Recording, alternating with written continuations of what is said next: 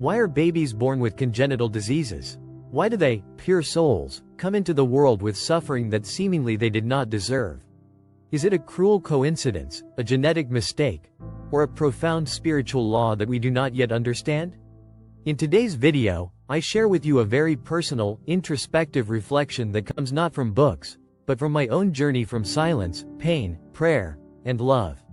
If this topic touches you whether as a parent, a seeker, or simply as a soul longing to understand life, I invite you to listen. This is not the answer. It is a journey, a path to deeper understanding and perhaps even inner healing. I used to think the world was basically fair. That if I lived well, I would prosper. And that illness, especially in a child, is something that just happens, a mistake of nature, a genetic lottery, or an unfortunate coincidence. But as the years went by and the experiences, losses and moments of unexpected light came, I began to see life differently. Deeper. Today, I no longer look at illness as a mistake. I look at it as a messenger. And above all, I look at the suffering of children differently. With more humility. And with a quiet inner knowing that everything that comes to us has a purpose. Even if we can't see it at first glance. I was most deeply touched by this theme when my close friend's son was born. Even in pregnancy, it was known that he had a congenital heart defect. The doctors were cautious, but she believed. "It's going to be okay," she said. And indeed the boy survived birth, underwent several surgeries and lived. But every day of his life was a struggle. It was both a miracle and an ordeal. And I often wondered then, why him? Why did she, such a pure, kind woman, have to carry such a burden? That question became a seed that took root in me and began to grow. I wanted to know what was behind it all. Why children are born with illness, with disabilities, with suffering they don't deserve. And so I went deeper, not into books, but into myself. I began to notice subtle connections.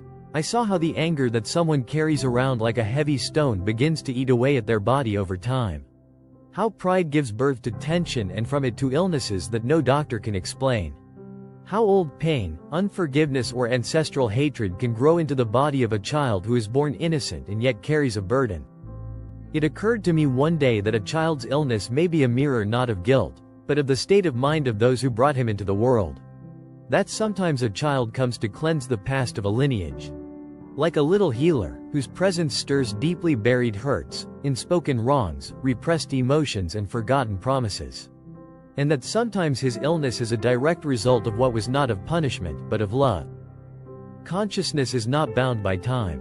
What we experienced decades ago, what our grandparents experienced, even those whose names no one knows anymore, remains. If it has not been cleansed by love, forgiveness, humility, it remains in the field of consciousness that each of us carries. And it passes on like a family legacy. Not in the genes, but in the finer structures of the soul. The fathers ate unripe grapes, and the son's teeth were set on edge. That line from the Old Testament once sounded harsh to me. But today I hear a different tone in it, the tone of the profound law of cause and effect. When one in the family hurts, another is sometimes born to heal it. And the one who bears the sickness may not be a victim but a soul with great strength who dared to take on the pain to show the truth. And love. I know the story of a man who had 3 children, all with different developmental disorders. For years, he didn't understand, he agonized, he was angry at God, at the world, at himself. Until one day, in deep prayer, images began to come to him. Not from the present but from the past. His great-grandfather was an officer who abused his power. His grandmother had aborted a child out of hatred for her husband. And he himself, in his youth, had callously broken off a relationship with a girl who loved him, just when she needed him most. He didn't see it as important then. But the thread pulled on. And his children helped to break it. The illness ceased to be a coincidence.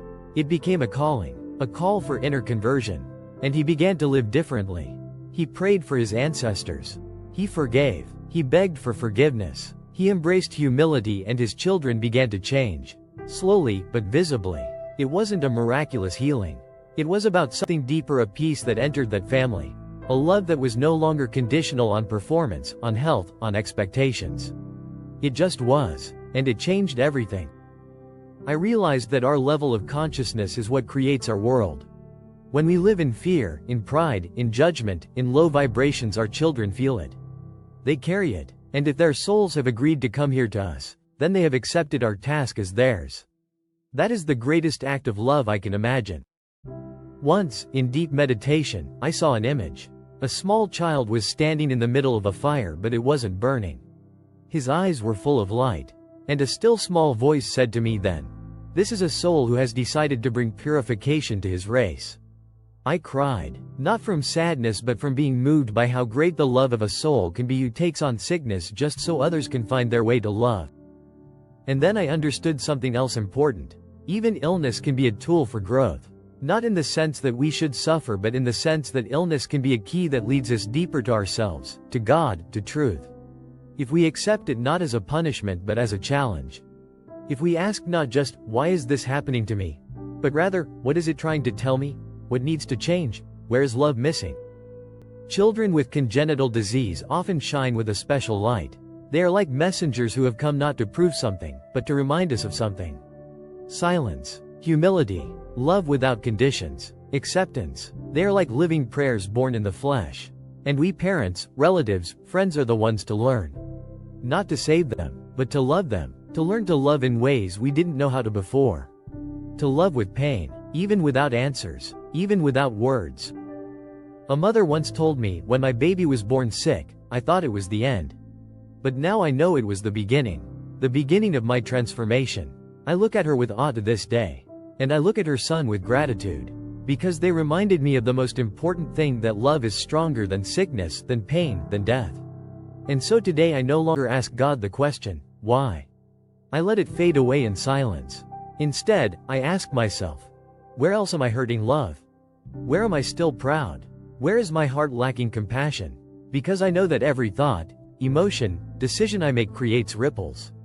And those waves can reach the soul of a child yet to be born. And they will either bring light or burden. My responsibility is not to control fate. My responsibility is to purify my heart. Daily, consciously, with humility.